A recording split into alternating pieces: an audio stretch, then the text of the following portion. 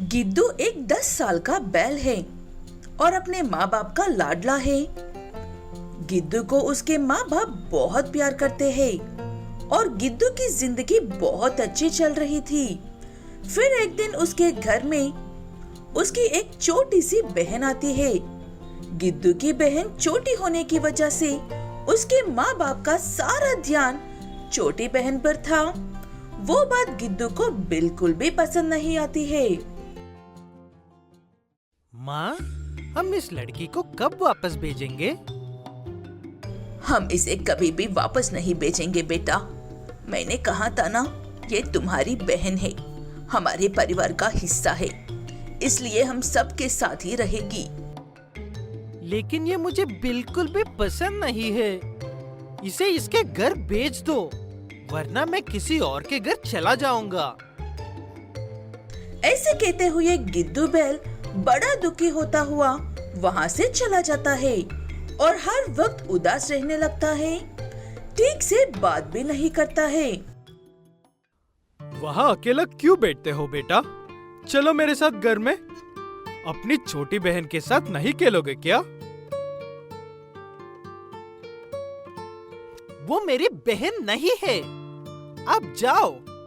माँ की तरह आप भी उसी लड़की के साथ खेलो। मुझे किसी की भी जरूरत नहीं है। ऐसे कहते हुए गिद्दू अपने दोस्तों के साथ खेलने के लिए बाहर जाता है। वहाँ पर उसके दोस्त भी कुछ इसी तरह बात कर रहे थे जैसी गिद्दू की समस्या है, लेकिन वो खुश थे। मेरी एक छोटी सी बहन है, वो बहुत ही प्यारी है, इसीलिए मैं उसी के साथ खेलता हूँ और बाहर खेलने के लिए कम ही आता हूँ। तुम्हारा कोई बहन नहीं है क्या? नहीं यार, मेरी कोई बहन नहीं है और ना ही कोई छोटा भाई है। तुम किस्मत वाले हो। ऐसे गिद्दू का एक दोस्त बड़ा खुश होते हुए अपनी बहन के बारे में बता रहा होता है तो एक दोस्त उसकी कोई बहन नहीं है कहकर दुखी हो रहा था। उनकी बातें सुनकर गिद्दू को समझ में नहीं आता है कि उसे अपनी बहन के बारे में खुश होते हुए बताना चाहिए या दुखी होकर बताना चाहिए। इसलिए गिद्दू अपने दोस्तों के पास से भी ऐसे कहते हुए चला जाता है। इस लड़की की वजह से मुझे माँ और पिताजी भी प्यार नहीं कर रहे हैं और अब दोस्तों से भी नहीं मिल पा रहा हूँ। ऐसे कहते हुए गिद्दू रात को घर ही नहीं जाता है। गांव में एक पेड़ के नीचे सो जाता है। गिद्दू घर नहीं आया है कहकर उसके माँ बाप घर में बहुत परेशान होते हैं और आसपास ढूंढने लगते हैं, लेकिन गिद्दू कहीं पर भी नजर नहीं आता है। वो अपनी छोटी बहन को बिल्कुल भी समझ नहीं पा रहा है, इसलिए ना तो वक्त पर खा रहा है और ना ही किसी से बात कर रहा है। यहाँ आसपास तो कहीं पर भी नहीं है। एक बार गांव में देख कर आओ। तुम चिंता मत करो और छोटी का ख्याल रखो। गुड्डू कहीं पर भी हो, लेकिन घर के बाहर नहीं जाएगा। ऐसे कहते हुए गिद्दू के पिता उसे ढूंढने के लिए जाते हैं। काफी देर ढूंढने के बाद गिद्दू एक पेड़ के नीचे उदास बैठा हुआ नजर आता है। गिद्दू के पिता धीरे से जाकर उसके पास बैठ जाते हैं और ऐसे कहते हैं, तुम्हें पता है, जब मैं छोटा था तब मुझे भी अपनी छोटी बहन बिल्कुल भी पसंद नहीं थी। मुझे लगता था कि उसके आने के बाद माँ और पिताजी मुझे भूल गए हैं, लेकिन ऐसा बिल्कुल भी नहीं था। ऐसे कहते हुए गिद्दू के पिता गिद्दू को अपने बचपन की कहानी सुनते ही गिद्दू भी सब कुछ भूलकर बड़ी शांति से अपने पिता की बात सुनता है। बड़ी होने के बाद मेरी बहन मेरे साथ खेलेगी, आपकी बहन की तरह? बिल्कुल खेलेगी, क्यों नहीं खेलेगी? अब तो तुम समझ गए हो ना? चलोगे घर या यहीं पर भूखे मगरमच्छ के आने तक इंतजार करे। ऐसे गिद्दू अपने पिता के साथ घर जाता है और एक बेवकूफ बच्चे की तरह बर्ताव करना बंद करके एक अच्छे भाई की तरह रहता है और अपनी बहन का ख्याल रखता है। मंगू बेल का कहना है कि हर वक्त और जगह पर बैलों की बेइज्जती हो रही है।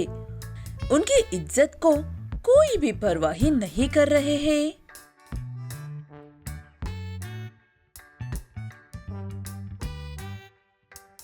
आखिर ये लोग सोच क्या रहे हैं?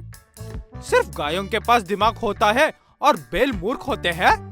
रेड बुल में हमारा नाम तो इस्तेमाल किया था, लेकिन हमें कहीं पर दिखाया ही नहीं और बाहुबली में उठा उठा कर फटक दिया।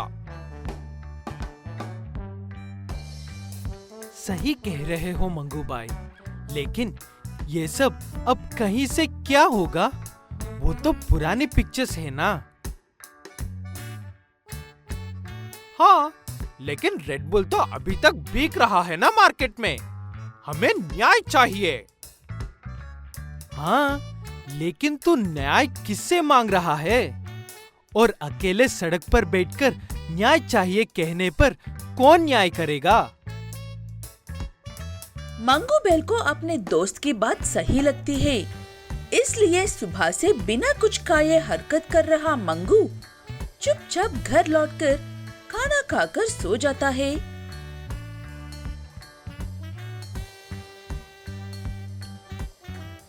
और शाम को उठकर सरपंच से मिलने के लिए जाता है। सरपंच जी, मुझे लगता है हम बैलों की बदनामी के पीछे आप ही का हाथ है। आप ही पैसे लेकर चुप बैठ रहे हो, मुझे ऐसा लग रहा है।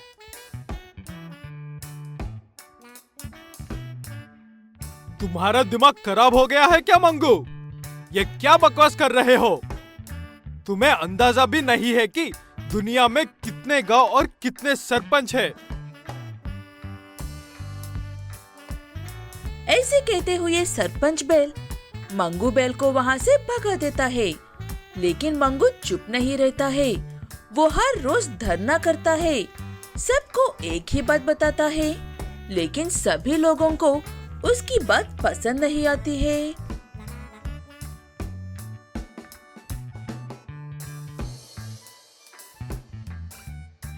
ये क्या बच्चों जैसा पागल हरकतें कर रहे हो? कोई काम नहीं है क्या तुम्हें? बंद करो ये सब और कोई ढंग का काम करो।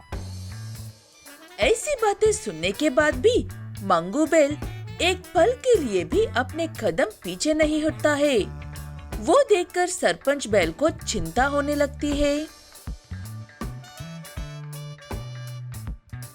इस मंगू को कुछ न कुछ करके रोकना ही होगा।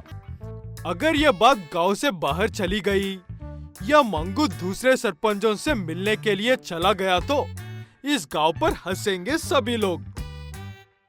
ऐसे कहते हुए सरपंच बैल इस बार खुद ही मंगू बैल के पास जाता है और बात करके समझाने की कोशिश करता है, लेकिन मंगू बैल के पास भी अपना जवाब था।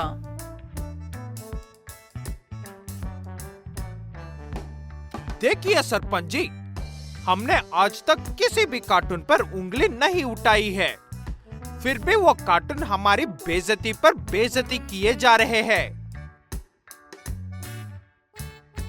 ऐसे कहते हुए मंगू बैल जाकर हर गांव के सरपंच, मुखिया और आखिर में देश के मंत्री से भी मिलता है और अपनी सारी दुख दर्द पीड़ा बताता है। मैंने पिछले 6 महीने से अकेला ही ये सब कर रहा हूँ। किसी ने भी मेरा साथ नहीं दिया है। अब आप ये सब बंद कीजिए और मुझे पुरस्कार दीजिए। मंगू बैल की बात सुनने के बाद पहले तो मंत्री कुछ हंसता है, उसके बाद अच्छे तरीके से मंगू से ऐसे कहता है। मैं मानता हूँ कि तुम अकेले ने ही बहुत साहस दिखाया है, लेकिन बाहुबली हो या रेड बुल, उसमें दिखने वाले अपने ही लोग हैं और खुद की मर्जी से वो सब करते हैं। ऐसे मंत्री अच्छे से समझाता है और दिमाग से ये सब बातें निकलने को कहता है। और रही बात इनाम या पुरस्कार की तो तुम्हारी बेवकूफी के लिए तो तुम्हें यहाँ से डांट कर भगा देना चाहिए मंगू, लेकिन मुझे तुम्हारी बहादुरी अच्छी लगी है, इसीलिए मैं तुम्हें यहाँ से इतने सारे पैसे देकर भेज रहा हूँ कि तुम्हें बाकी की जिंदगी कुछ भी करने की जरूरत ही नहीं है। ऐसे कहते हुए मंत्री मंगू को ढेर सारे पैसे देकर भेजता और कहता है कि दोबारा ऐसी बेवकूफी ना करे। मंगू बैल पैसे लेकर गांव लौटता है और अपना बाकी का जीवन एक साधारण छोटे से धनवान की तरह गुजारता है। उसे देखकर बाकी के गांव वालों को अपनी आंखों पर विश्वास नहीं होता है। कल तक पागल की तरह गलियों में घूमने वाला आज क्या से क्या बन गया है कहकर।